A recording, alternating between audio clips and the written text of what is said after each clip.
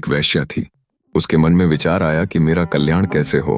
अपने कल्याण के लिए वह साधुओं के पास गई। उन्होंने कहा कि तुम साधुओं का संग करो, साधु त्यागी होते हैं, इसलिए उनकी सेवा करो तो कल्याण होगा। फिर वह ब्राह्मणों के पास गई तो उन्होंने कहा कि साधु तो बनावटी हैं, पर हम जन्म से ब्राह्मण हैं। ब्राह्मण सबका गुरु होता है, अतः तुम ब्राह्मणों की सेवा करोगी तो कल्याण होगा। इसके बाद वह सन्यासियों के पास गई तो उन्होंने कहा कि सन्यासी सब वर्णों का गुरु होता है, इसलिए उनकी सेवा करने से कल्याण होगा। फिर वह वैरागियों के पास गई तो उन्होंने कहा कि वैरागी सबसे तेज होता है, अतः उनकी सेवा करो तो कल्याण होगा।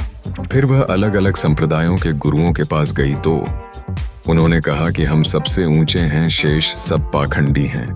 तुम हमारी चेली बन जाओ, हमारे से मंत्र ले लो, तब हम वह बात बताएंगे जिससे तुम्हारा कल्याण हो जाएगा।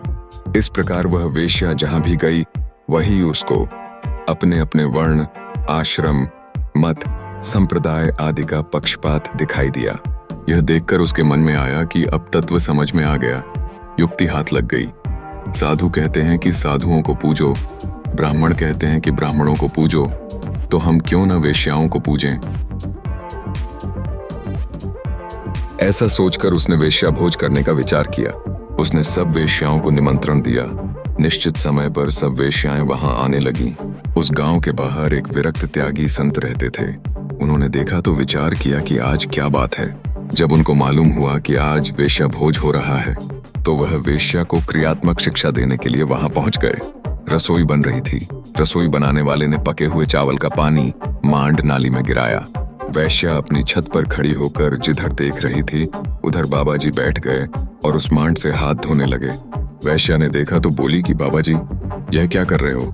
बाबा जी ने कहा कि तू अंधी है क्या, तेरे को दिखाई नहीं देता, मैं तो अपने हाथ धो रहा हूँ। वैश्या ने बाबा जी को ऐसा करने से रोका तो वे माने नहीं।